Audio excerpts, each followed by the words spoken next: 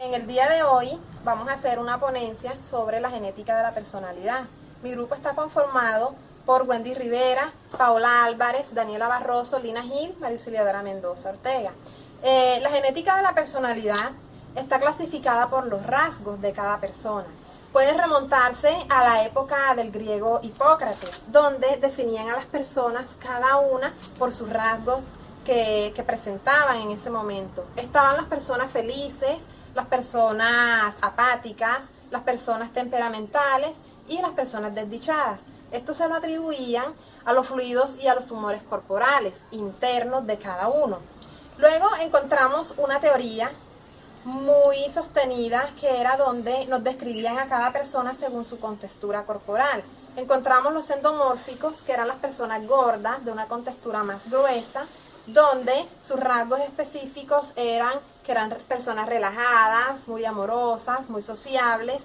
Encontramos los mesomórficos, que eran las personas un poco más gruesas, pero estaban en término medio, ni gordos ni delgados. Estas personas eran vigorosas, eran muy competitivas, eran un poco más agresivos y eran audaces. Encontramos las personas ectomórficos, que eran las personas totalmente de contextura delgada. Estas personas eran muy temerosas, eran muy intelectuales y muy introvertidas. Alport y Cater, aproximadamente el estudio de la manera muy diferente se centró en el ser humano, en el total y el potencial.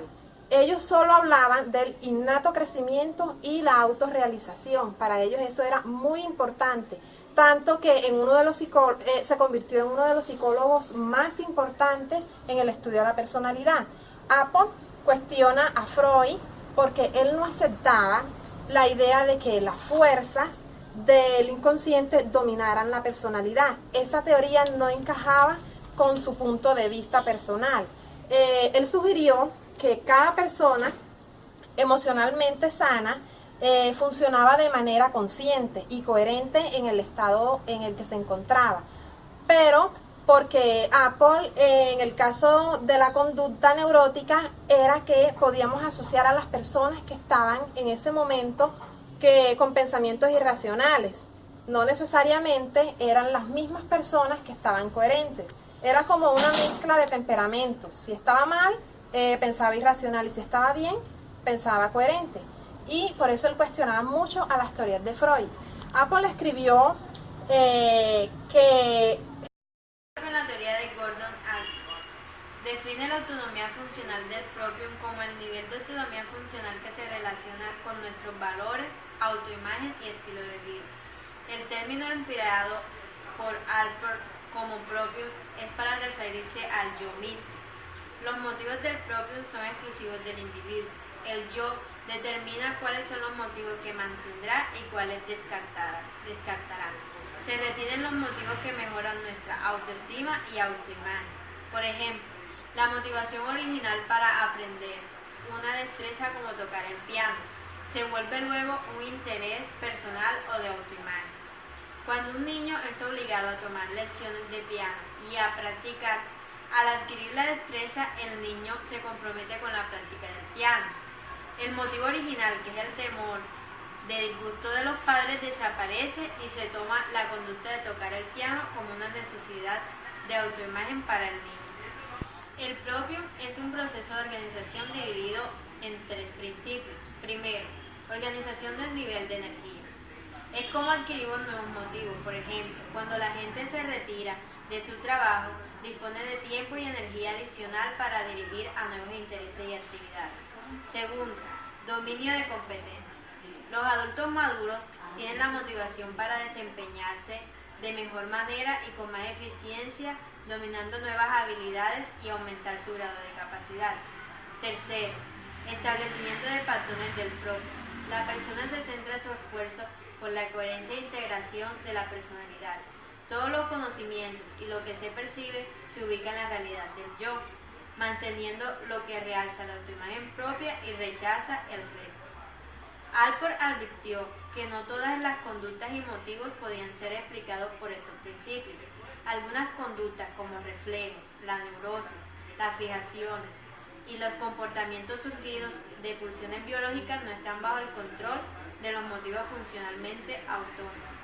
Alport también habló del desarrollo de la personalidad en la niñez. Decía que el yo único o propio incluye aquellos aspectos de la personalidad que son distintivos y por ende apropiados para nuestra vida emocional.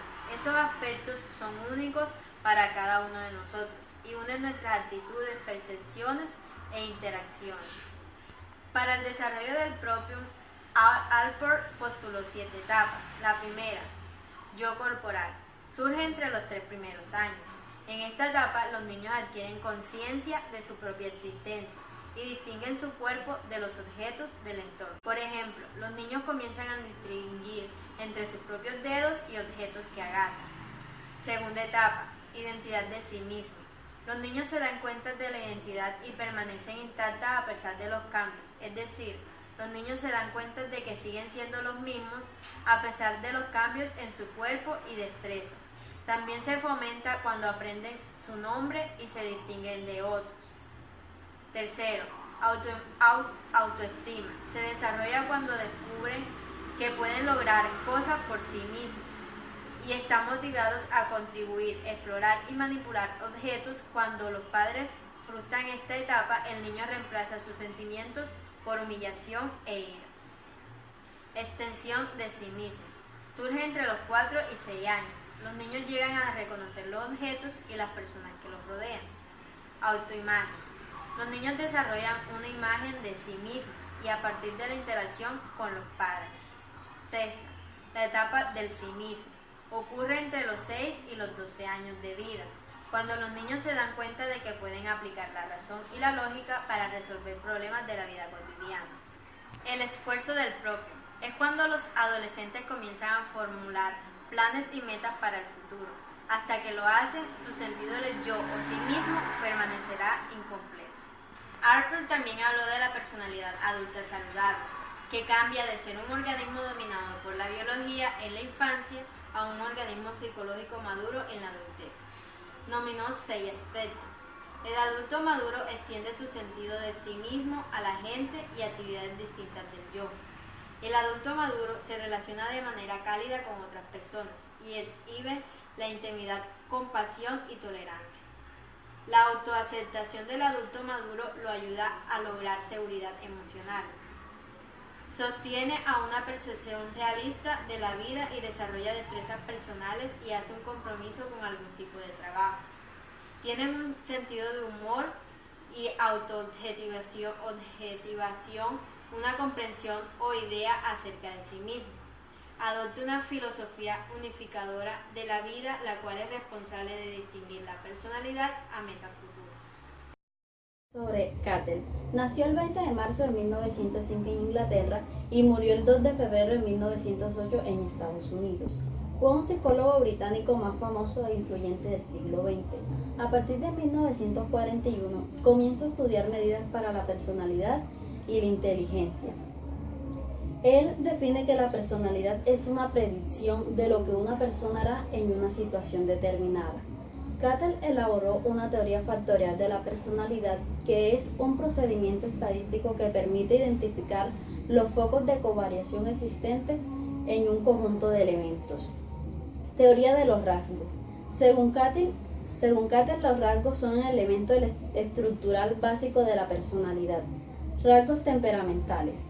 Carácter innato que presenta un alto grado de heredabilidad.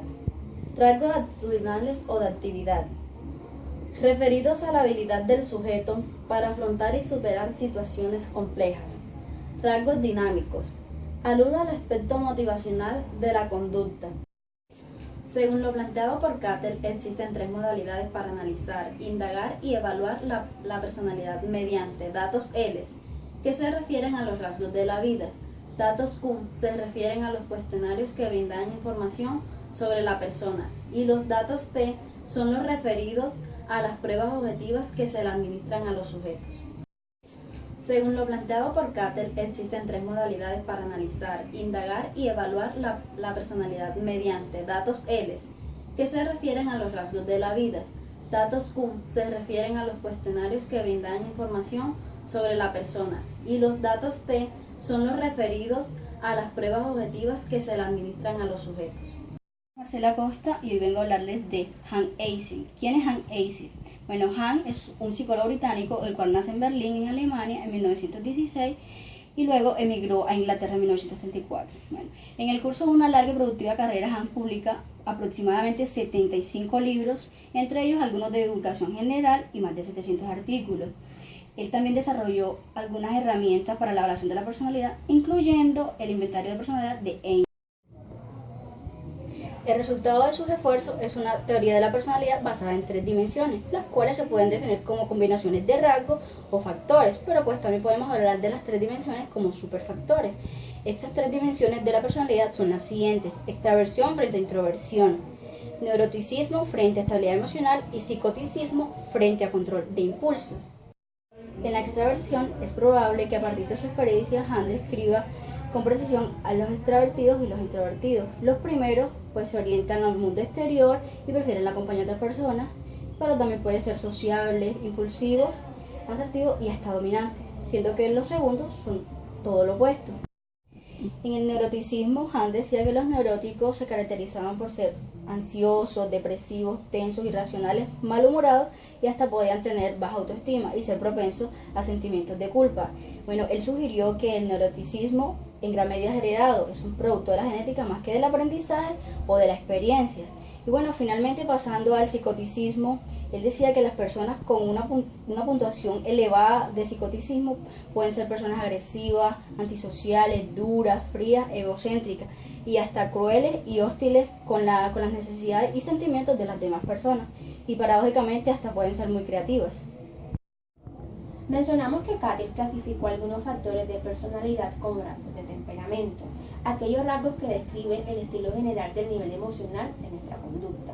A partir de la década de los 70, Arnold Booth de la Universidad en Texas en Austin y Robert Plomey de la Universidad Estatal de Pensilvania identificaron 3 temperamentos, a lo que consideran los bloques básicos de construcción de la personalidad. El primero de ellos es la emocionabilidad. El temperamento de la emocionabilidad se refiere a nuestro nivel de activación o excitabilidad. Consta de 3 componentes: angustia, temor e ira. Cuando describimos a la persona como emocional, el segundo componente es la actividad. Booth y Plomey definen el temperamento de la actividad en términos de la energía y el vigor físico. Todos conocemos que son más enérgicas y activas que otras y que muestran su energía en muchas situaciones.